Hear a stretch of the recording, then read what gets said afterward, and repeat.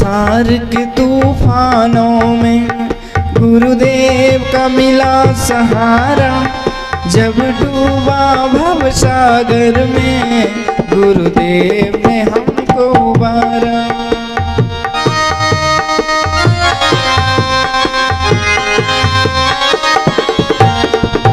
संसार के तूफानों में गुरुदेव का मिला सहारा, जब डूबा भव सागर में गुरुदेव ने हमको उबारा। तुम गाओ प्रभु की महिमा, तुम गाओ प्रभु की महिमा, मैं गुरु चरणों को ध्याऊं, सपने में उनको देखूं, जागूं तो दर्शन पाऊं, सपने में उनको देखूं, जागूं तो दर्शन पाऊं। जब तक सांसें चलती है गुरुवर की महिमा गाऊं, सपने में उनको देखूं, जागूं तो दर्शन पाऊं, सपने में उनको देखूं, जागूं तो दर्शन पाऊं। जब तक सांसें चलती है गुरुवर की महिमा गाऊं, सपने में उनको देखूं, जागूं तो दर्शन पाऊं, सपने में उनको देखूं, जागूं तो दर्शन पाऊं, जागूं तो दर्शन पाऊं, जागूं तो दर्शन पाऊं। श्री सद्गुरु महाराज। सदा रहो संतोष में, धर्म आप दृढ़ धार, आशा एक गुरुदेव की और नाचित विचार। प्रातः स्मरणीय अनंत श्री विभूषित परमाराध्य संत सद्गुरु महाराज के पावन श्री चरणों में कोटि कोटि शरण नमन। परम आदरणीय धर्म प्रेमी सज्जनों, भक्तिमती माताओं एवं बहनों, आप सबों को भी मेरा कोटि कोटि सह नमन। हम लोगों ने संतमत सत्संग जो गुरु महाराज की असीम अनुकंपा से हम लोगों को मिल रहा है, इसी सत्संग के क्रम में, पाठ के क्रम में हम लोगों ने भगवान के अनन्य भक्त निषाद जी का संवाद लक्ष्मण जी से हुआ, उसी उपदेश को सुन रहे थे। भगवान का वनवास हो गया, ये भी भगवान के कर्मों का ही फल था। यहाँ पर विषय कर्म होता है। भगवान पत्ते की बिछौना पर सोए, देख भगवान को, निषाद जी को बड़ा विषाद हुआ। उन्होंने माँ केकई का दोष देने लगा कि केकई ने अच्छा नहीं किया कि हमारे प्रभु जो सैया पर, जो राजगद्दी पर बैठने वाले थे, उसे जिससे सुख का अवसर था, उस सुख अवसर में उन्होंने दुख दे दिया। केकई नंदिनी मंदमती, केकई नंदिनी मंदमती, कठिन कुटिल पनकिन, जहि रघुनंदन जानकी, सुख अवसर दुख दिन। ये मंदमती केकई के राजा वो केकई ने ये अच्छा नहीं कहा, बड़ी कुटिलता के ये सब बातें हुई। अब भगवान 14 वर्षों के वनवास में है तो पूरे प्रजा दुखी है।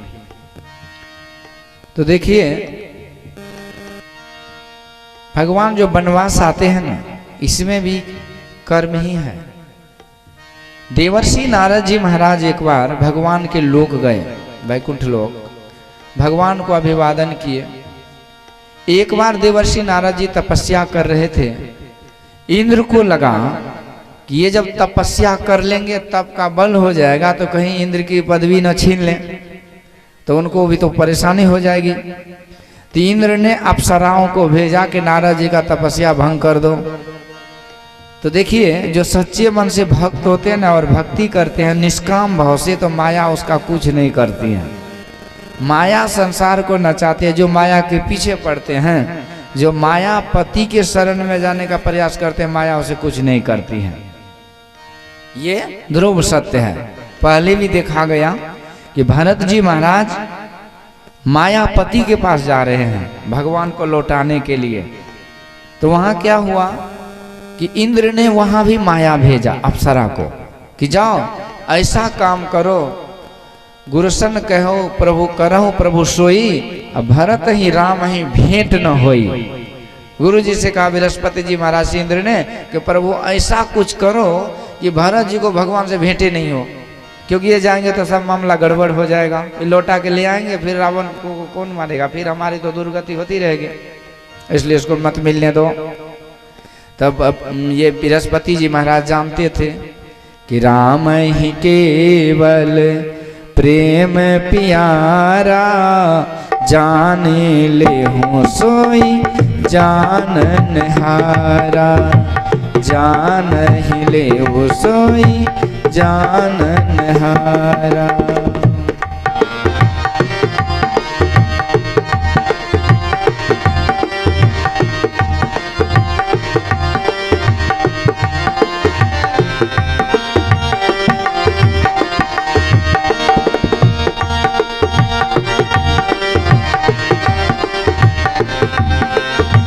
सुनो सुरेश उपदेश हमारा, राम ही सेवक परम प्यारा, राम ही सेवक परम प्यारा। निज अपराधरी साई न कहूँ,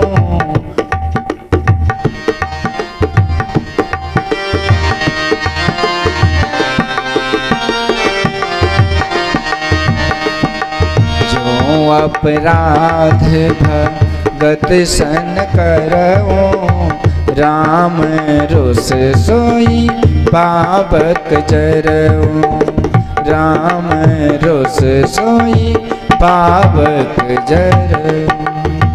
जो अपराध भगत कर करई, तो राम रोष पावक सो जरई। हे इंद्र सुनो, भगवान का हानि पहुंचा तो भगवान माफ कर देंगे, लेकिन भगवान के भक्त पर यदि कुछ किया तो भगवान के क्रोधाग्नि में जल के खाक हो जाओगे, क्योंकि भगवान को अपना भक्त बड़ा प्यारा होता है।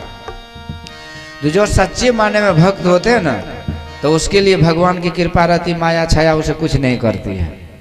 और जो नौटंकी भक्त होता है उसको तो माया नचा मारती है, एक से का फत होता है, जरा सा गलती हुआ पूजा करने में भी चढ़ गया, सवार हो गया शनिचरा ग्रह, अब लो भगाओ। ये सकाम भक्त को 18 तरह के आफत आते हैं, पर जो निष्काम भक्त हैं, जो केवल भगवान के लिए भक्ति करते हैं, उसे कोई आफत नहीं। उसके रक्षक संरक्षक पालन करता और रक्षा करने वाला भगवान होते हैं।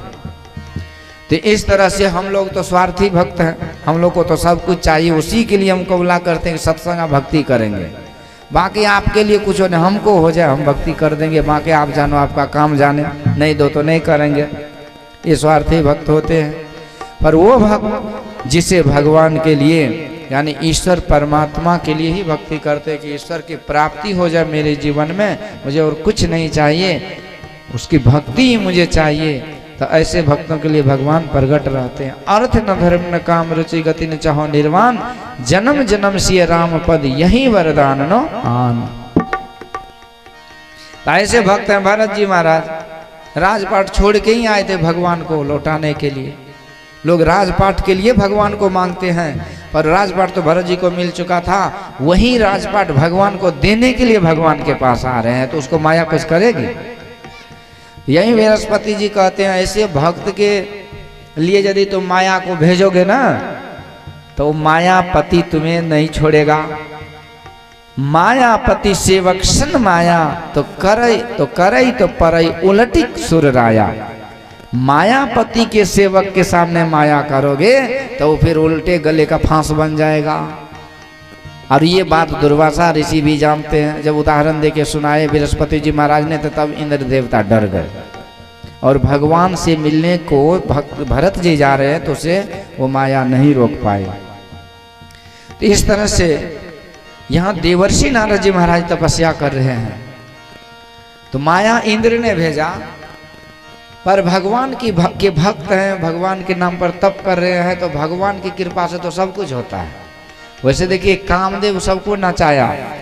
भोले बाबा जब तपस्या कर रहे थे तो इंद्र ने कामदेव को भेजा, तो कामदेव ने सारी प्रकृति को नचा दी, मतलब सबको अपने बस में कर लिए, मोहित कर लिए। धरे न काहू धीर सबके मन मन सिज हरे, जे राखे रघुवीर ते उबरे तेहु काल महा। कोई धीर नहीं धारण किए, सब काम के बस में होके नकाम हो गए। तो तुलसीदास जी महाराज से पूछा कि सब चले गए, सब स्वाहा, मतलब जोगी भोगी सत्संगी बत्संगी सब? बोले सब कोई नहीं बचा कामदेव से, माया से। कहते रहा महाराज ऐसा थोड़ी होगा, कोई न कोई तो बचा होगा। तो तुलसीदास जी महाराज कहते हैं उस समय वही बचा जिसको वो बचाने वाला बचाया, बाकी नहीं बचा। जे राखे रघुवीर ते उबरे ते काल में। किसी के अंदर सामर्थ्य शक्ति नहीं है कि बच जाए, लेकिन वो जब चाहते तब बचा लेते हैं। तो उस समय वही बच पाए, नहीं तो सब बस में हो गए थे। इसी तरह ये कामदेव बड़ा प्रबल है। काम क्रोध मद लोभ ये जो है ना व्याप रहो संसार में, माया कटक प्रचंड, सेनापति काम आदि भट्ट, दम कपट पाखंड, सो दासी रघुवीर की समझे मिथ्या सोपी, छूटना राम कृपा बिना नाथ कहूँ पद रोपी। उसके कृपा बिना छूटना मुश्किल है। जो माया सब जग ही नचावा, जासो चरित लखी काहु न पावा, असो प्रभु भ्रू विलास खगराया, नाच नटे इव सहित समाजा। जो माया सारी दुनिया को नचाती है वो भगवान के सारे पर वो माया नाचती है। विधि हरि शंभु नचावन हारे, अत्यु न जाने मरम तुम्हारा, और तुम्ही को जानन हारा। सबको नचाते हैं भगवान की माया, लेकिन भक्त को छोड़ देते हैं क्योंकि भगवान की कृपा उस पर रहती है। तो इसी तरह देवर्षि नारद जी के ऊपर भगवान की कृपा है, इसलिए माया तो आई जरूर पर कुछ नहीं बिगाड़ पाई, चली गई। अब माया को जो जीत लिए देवर्षि नारद जी महाराज, तो इनको लगा कि मैं जो है ना मायापति के जैसा हो गया हूँ, माया तो हमारी कुछ बिगाड़ ही नहीं पाई, तो मैं तो बड़ा तपस्वी हो गया, योगी हो गया। तो थोड़ा सा अहम हो गया, तो अहम हो गया तो इन्होंने जाकर के ब्रह्मा जी को बोला कि महाराज मैं तो माया काम क्रोध को जीत लिया। ब्रह्मा जी कहते बेटा ये बात मुझे बोल दिया तो ठीक किया, लेकिन ये बात दूसरे कभी किसी को मत बोलना। इसको कोई कभी जीत नहीं पाया है, तो ईश्वर की कृपा होती है तो ऐसा होता। पर नारद जी को था कि हम जब मेडल ले लिए तो मेडल को छिपा के रखना क्या है। एक दिन जाके भोला बाबा को बोल दिए, कैलाश पर्वत चले गए, भोले बाबा हाँ महाराज हमने काम क्रोध को जीत लिया। भोले बाबा समझ गए इसको बीमारी हो गई है। भोले बाबा कहते सुनो महाराज आप जीत तो लिए हो, ठीक है आप बहुत बड़े हो गए, लेकिन ये बात कभी भगवान नारायण को मत बताना, नहीं तो मुश्किल में पड़ोगे।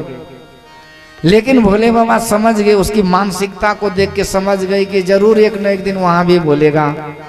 तो भोले बाबा अपना 2 दूत लगा दिए उसके साथ, और इस तरह से एक दिन की बात है, नारद जी को ये बात पची नहीं। आदमी दुख को पचा लेता लेकिन सुख को पचा नहीं पाता है।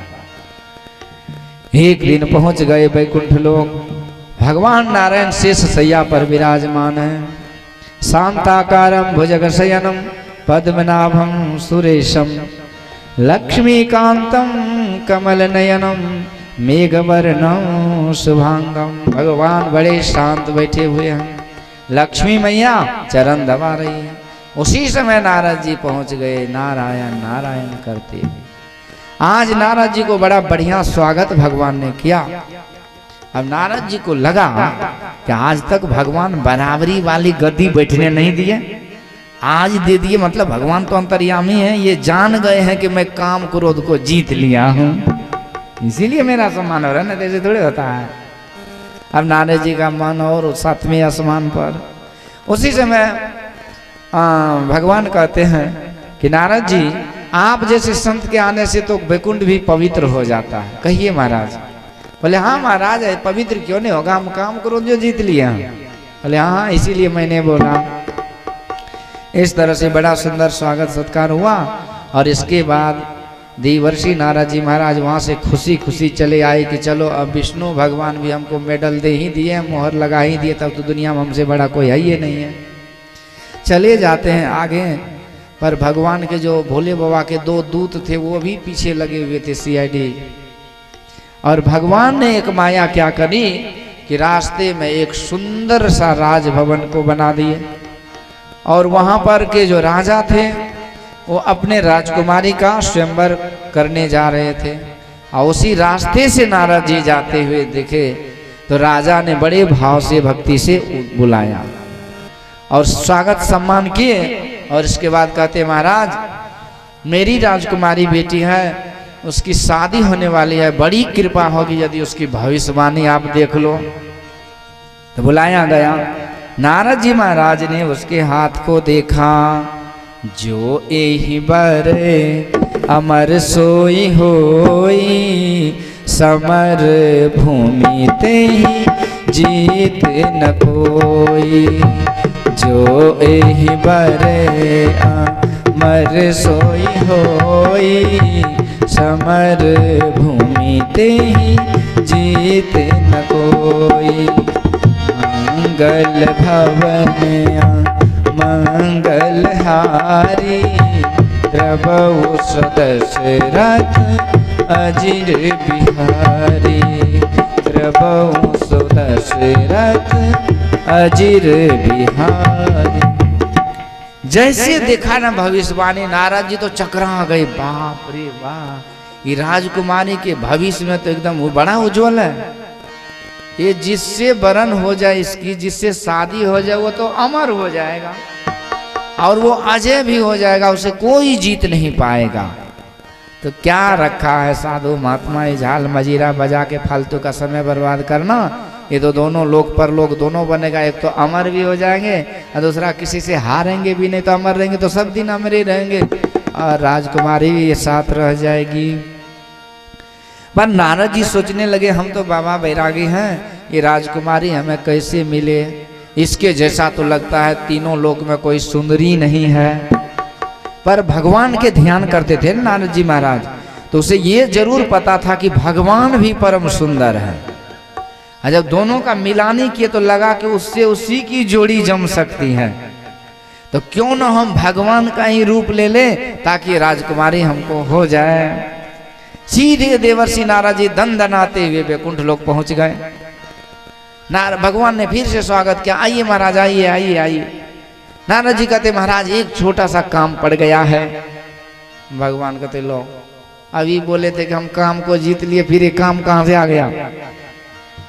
काम काम सब कोई कहे, काम न चिन्हे कोई, अजेती मन की कामना, काम कहा भी सोई। यही तो मन की कामना ही काम है ना। कहते हम काम जीत लिए, दिन रात दिमाग में घुमाते रहते, ये करना है वो करना है, 1000 एस्टीमेट बना रखे, तो काम कहाँ जीत लिए। बात पर गुस्सा पर आंखें लाल रहता है तो कहते हम क्रोध को जीत लिए, तो कहाँ से क्रोध को जीत लिए। क्रोध कहीं और उसे बन के आता है, उसे लड़ करके जीत लिए, तो अंदर में बैठा हुआ है। तो भगवान मन ही मन कहते लो ये कह रहे थे काम को जीत गए, पर इसको काम पड़ गया। कहते महाराज क्या काम है बोलिए। देवर्षि नारद जी कहते हैं, आपने रूप देहु प्रभु मोही, आन भांति नहीं पावऊं ओही। हे प्रभु मुझे अपना रूप दे दो, क्योंकि दूसरे तरीके से हम उस विश्व सुंदरी को नहीं पा सकते। तो भगवान हंसने लगे। लो आए थे हरि भजन को उठने लगे, कपास की चक्कर में आ गए महाराज। पर भगवान तो होते हैं ना माता पिता की तरह, बच्चा को 1000 कष्ट हो, यदि बच्चा सुखी हो तो वो कष्ट भी देते हैं। जैसे बच्चे को घाव हो जाए, ऑपरेशन करना पड़े तो बच्चा रोएगा, लेकिन रोने से बच्चा कहीं लाभ है। डॉक्टर दवाई देता है, दवाई कड़वी लगती है, लेकिन कड़वी तो लगती, लेकिन रोग तो भाग जाता है ना। तो जिस तरह से रोगी की भलाई हो वही डॉक्टर करते हैं। तो भगवान यहाँ घुमा के बोल दिए बात, लेकिन संत जी को समझ नहीं आए। भगवान कहते देखो महाराज मैं वही करूंगा जिसमें आपकी भलाई होगी। तो नारद जी कहते जल्दी करो महाराज, अपना रूप दे दो। बात समझ में नहीं आई, सुंदर रूप मांग रहे थे, अब भगवान ने बंदर रूप दे दिए। वैसे भगवान ने क्या दिया, भक्त का रूप दिया। हनुमान जी महाराज तो भक्त ही है ना, तो भक्त जैसा भगवान को सुंदर कोई नहीं लगता, इसलिए उसी का रूप दे दिए। अब भक्त का रूप दे दिए तो उसे फिर माया नहीं छुएगी। भाव तो बहुत है। अब वही रूप लेकर के आ गए देवर्षि नारद जी महाराज। यहाँ विश्व मोहिनी का दरबार लगा था, बड़े बड़े राजा महाराजा लोग थे और स्वयंवर का माला लेके विश्व मोहिनी घूम रही थी। घूम तो रही थी लेकिन उस पंगत की तरफ मुड़ के नहीं देखती है जहां पर नारद जी बैठे हैं। नारद जी को लगाई विश्व मोहिनी को आंख में रोतो नहीं लग गया क्या, इधर क्यों नहीं आ रही, मैं तो विश्व सुंदर हूं। अब फिर से नारद जी घूम करके विश्व मोहिनी के आगे जा रहे हैं। और जो भोले बाबा का 2 चमचा था वो भी पीछे पीछे चुकुर भुकुर कर रहा है। उसे हंसी भी आ रही तो मुंह दबा करके हंस भी लेते हैं। नारद जी इसको डबल टेंशन हो गया, तो विश्व मोहिनी देखने नहीं है और दूसरा 2-2 चाटुकार पीछे वो चुटकी ले रहा है। बाद में क्या हुआ तो भगवान नारायण वहां पहुंचे। अब विश्व मोहिनी ने जाकर के उसे माला पहना दिए। बोलिए लक्ष्मी नारायण भगवान की जय। नारद जी का माथा खराब, वहां छलिया है। इतना दिन में पूजा पाठ भक्ति भजन किया और हमसे छल कर लिया, रूप बोला हमको देने, और ये अपने सुंदर बन के आ गए, विश्व मोहिनी को लेके चले गए। नारद जी को बड़ा गुस्सा हुआ। भगवान तो विश्व मोहिनी को लेके चले ही गए। उसी बीच में जो वो 2 था भोला बाबा का चमचे, वो कहा महाराज अपना सकल सूरत देखा है एना में, चले स्वयंवर में ब्याह रचाने। अब नारद जी का जो विस्फोट हुआ ना, तो उसी समय देखा हूं तालाब में, कुआं में, बाबरी में, जैसे नारद जी देखा बनरवा का मुंह। अब कभी कभी होता है किसी पर गुस्सा है, बीच में कोई आ जाए तो उसी पर झाड़ देते हैं।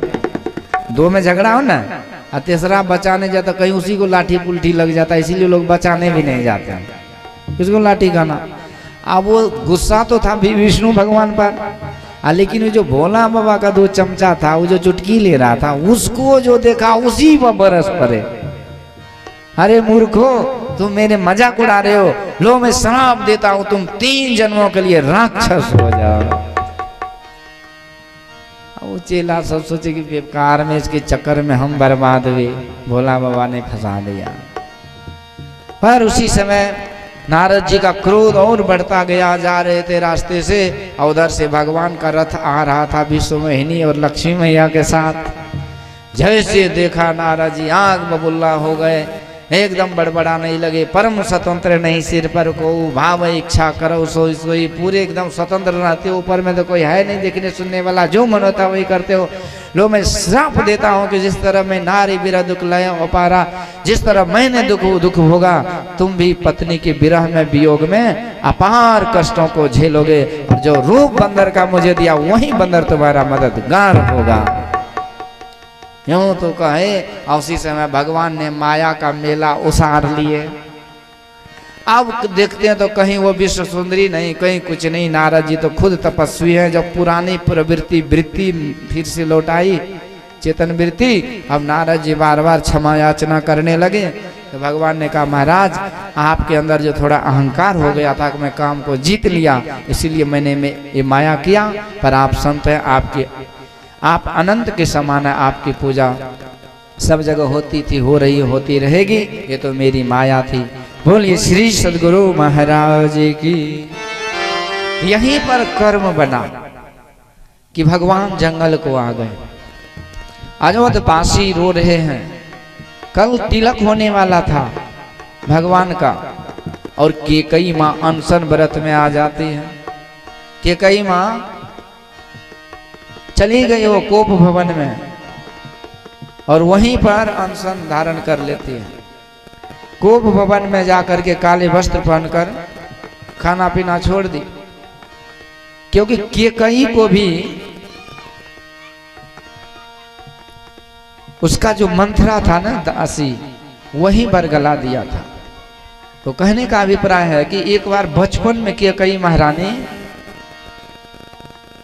जिन्हें एक महात्मा को कारिख लगा दी थी मुंह में, तो महात्मा को बड़ा गुस्सा हुआ। उन्होंने कहा जाओ, तुमको तुम्हारे मुंह में ऐसा कारिख लगेगा कि कभी मरने पर भी नहीं मिटेगा। बहुत कहानी है। तो केकई महारानी ने कोप भवन में चली गई, और उसी समय राजा दशरथ आए और कहते हैं कि देवी तुम क्यों चिंता कर रही हो, आज तो राज तिलक राम का होने वाला है, और बोलो तुम्हें क्या चाहिए। तो वहीं केकई कहती है दुई वरदान भूषण थाती, मांग हूँ आज जुराब हूँ छाती। मंथरा जो याद दिला दिया कि 2 वरदान जो था ना राजा के पास, वही मांग के छाती जुरा लो तब तुम सुखी रहोगी। तो वही आज मांगने लगे कि कई राजा दशरथ को जैसे वरदान मांगा ना, पहले तो सोचा कि राजा दशरथ के कुछ और मांग रही है, पर जैसे पता लगा कि भगवान के लिए ही जंगल को मांग रही है तो राजा दशरथ धरती पर गिर गए। सुनहु प्राण प्रिय भावत जी का, देहु एक बर भरत ही टीका। भरत को राज तिलक चाहिए। राजा दशरथ को बड़ा कष्ट हुआ कि मेरा राम रहते शायद ही भरत राजा बने, पर चलो केकई की इच्छा है तो ठीक है। तो राजा ने मान लिए बात को, और फिर राजा कहते ठीक है देवी, तो बोलो दूसरा वरदान क्या चाहिए। मांगहु दूसर बर कर जोरी, अपूर्व नाथ मनोरथ मोरी। बड़े नम्र भाव से केकई महारानी अब दूसरा वरदान मांग रही है। तापस भेष विशेष उदासी, 14 बरस राम बनवासी। तापस भेष विशेष उदासी, 14 बरस राम बनवासी। 14 बरस राम बनवास। इस तरह से तापस भेष विशेष उदासी, 14 बरस राम बनवासी। ये तपस्वी भेष में 14 वर्षों के लिए उदासी बन करके जंगल में वनवास में रहे, यही दूसरा वरदान है। राजा दशरथ धड़ाम से धरती पर गिर गए, मानो कि उसका प्राण ही शरीर छोड़ के निकलना चाह रहा है। बहुत दुखे हुए रात भर रोते रहे, क्षमा गिड़गिड़ाते रहे, पर केकई ने एक न मानी। और इस तरह से सवेरा हुआ तो स्वयं भगवान आए। तो सुमंत जी भी वहाँ बड़े दुखी थे। सुमंत जी आकर के देखा तो बड़े दुखी हुए। फिर केकई कहती है कि इसका एक ही उपाय है कि तुम राम जी को बुलाओ, वही फैसला करेंगे। तो सुमंत जी महाराज भी वहाँ से चले गए और स्वयं भगवान आए और केकई माँ को कहा, सुनु जननी सोई सुत बड़ भागी, अजय पितु मातु बचन अनुरागी। अच्छा बोलिए कि भगवान केकई महारानी को जननी बोल रहे हैं, तो जननी किसे कहते हैं? जो जन्म देती है। पर केकई महारानी तो जन्म नहीं दिए थे ना, तो जननी कैसे हो गई? देखिए, जन्म देने वाली माँ नहीं कहलाती है। जन्म तो सुगर नहीं भी दर्जनों बच्चा को दे देता है, बड़ी उपलब्धि नहीं है। जो कर्म देने वाली है, जिस माँ के उपकार से, जिस माँ के कृत्य से बच्चा का उद्धार हो जाए, बच्चा का कल्याण हो जाए, असली माँ वही है। भगवान 14 वर्षों के लिए जब जंगल गए तो बड़े बड़े ऋषि महात्माओं का त्राण किए, कल्याण किए। और उस समय का सबसे बड़ा खतरनाक दुराचारी जो राक्षस था वो रावण, कुंभकर्ण, मेघनाद था। उसका संहार करके धर्म की स्थापना किए, करोड़ों करोड़ों प्राणी का कल्याण किए। तो ये कल्याण कब हुआ? जब केकई माँ भेज दी तब ना। तो ऐसी माता जो अपने संतान को शुभ कर्म, भक्ति के पथ पर चलाते हैं, कर्मयोग के पथ पर, जिससे खुद का भी कल्याण होता है और संसार का भी लाभ होता है, तो ऐसे माता को जननी कहा जाता है। इन्हीं के पास उधर से मोड़ो, टेलीविजन, मोबाइल, गेम पर भिड़ा दो। जो बच्चे हैं कुछ संस्कारी बच्चा बनाते हैं, वो जननी नहीं होते। ना तरु बाँझ भल वाद बियाने, राम ब्योक सुत ते हित जाने। इसीलिए भगवान यहाँ जननी कहते हैं। केकई माँ का बहुत त्याग था। एक बार बाल्यकाल में कहा जाता है कि भगवान केकई माँ के गोद में खेल रहे थे, तो भगवान बात बात में ही पूछते हैं कि माँ, हम तो 4 भाई हैं, सबसे प्यारा तुझे कौन भाई है? तो केकई माँ कहती, बेटा मैं तो जन्म भरत शत्रुघ्न को दी हूँ, लेकिन तुमसे बढ़ के प्राण प्यारा मुझे कोई नहीं है। इसलिए हर हमेशा भगवान के कई माँ के ही महल में सोते थे बाल्याकाल में, जब 2-4 साल के थे। एक दिन की बात है, सुमित्रा माँ को लगा कि मेरा बेटा राम मेरे पास कभी नहीं सोता, मैं बुला करके लाती हूँ। भगवान को ले आए गोद में उठाकर। अब भगवान रात भर कौशल्या माँ के सैया पर तो कौशल्या माँ के साथ सोए, पर रात भर करवट लेते रहे, रोते रहे, नींद नहीं आई। तो यही भगवान गोद में बैठे पूछते हैं कि माँ बताओ कि तुझे सबसे प्यारा कौन है? महाराज जी मैं हूँ। तो के कई माँ कहती तुमसे बड़ा प्यारा कोई नहीं। तो ठीक है, तो मुझे एक वरदान चाहिए, दे सकती हो? कि कई माँ कहती 100 के 1000 वरदान ले लो, प्राण चाहे तो ले लो। तो भगवान कहते बस एक वरदान ये दो कि तुम मुझे 14 वर्षों के लिए जंगल भेज दोगी, यही वरदान दो। अब ये बात जो सुनी के कई महारानी कान बंद कर ली, कांपने लगी और कांपते कांपते मूर्छित होकर गिर गए। कि जिस राम के बिना मैं एक पल नहीं जी सकती, जीवन को रख सकती, उसे मैं 14 वर्षों के लिए कैसे भेजूंगी? और यदि मैं ऐसे राम जो सबके प्राण प्यारे हैं, यदि मैं उसे 14 वर्षों के लिए जंगल भेज दूं तो दुनिया वाले मुझे कभी माफ नहीं करेंगे। और यही हुआ, जो रामायण का सीरियल चला ना, तो जो कैकेयी महारानी का रोल की थी उसे भारत में सम्मान नहीं मिला उस समय। उस समय जो होता था ना, तो लोग जो जैसा रोल करते थे उसको हकीकत में वैसे ही समझ लेते थे, सम्मान नहीं मिलता था। तो कैकेयी महारानी जो थी वो चली गई अमेरिका, अभी भी वहाँ ट्यूशन पढ़ा रही है। अब तो खैर कोई बात ना, तो ये बात तो हकीकत में क्या होता। तो मूर्छित होकर के होश में आई। तब कैकेयी महारानी कहती है कि बेटा मैं जानती हूँ कि तुम्हें जंगल भेजने से मेरे मुख में ऐसी कालिख लगेगी कि वो मिटने से भी धोने से भी नहीं मिटेगा, परंतु फिर भी मैं तुम्हारी खुशी के लिए वो सारे गम को सह लूंगी, पर मैं तुम्हारी इच्छा जरूर पूरी करूंगी। मैं तुझे जरूर 14 वर्षों के लिए जंगल भेज दूंगी। जैसा बात तो पहले से तैयार था, इसीलिए भगवान मुस्कुराते हुए कहते हैं सुनु जननी सोई सुत बड़ भागी, अजय पितु मातु बचन अनुरागी। तो भगवान कहते हैं कि आज तो मेरे लिए खुशी है कि मेरी माँ का आदेश है और पिता की सहमति है कि मैं जंगल जाऊं। और यूँ तरह से प्रणाम करके और वहाँ से राजभवन से आ गए और कैकेयी को कहते हैं कि माँ मैं जब जंगल जाने लगूंगा तो मैं सबसे विदा लेकर के तुझे प्रणाम करके जाऊंगा। यूँ कह के निकल गए। राजा दशरथ तो मूर्छित ही रहे, कुछ नहीं बोल पाए। इसके बाद यहाँ कौशल्या माँ ये बना रही थी, ठाकुर जी की पूजा कर रही थी, आरती की थाल सजा रही थी और सुंदर सुंदर पकवान तैयार कर रही थी कि मैं अपने बेटा को खिलाऊंगी, क्योंकि वो राज तिलक होने वाला है, तिलक की तैयारी। पर उसी समय भगवान गए तो कौशल्या माँ तिलक लगाती है कि बेटा जल्दी से स्नान करके नया वस्त्र पहन के आ जाओ, तुझे राज गद्दी पे बैठना है। भगवान कहते हैं पिता दिन मोहि कानन राजो, सब विधि सुलभ मोर बड़ काजो, आयसु देहु मुदित मन माता, जेहि होय मंगल कानन जाता।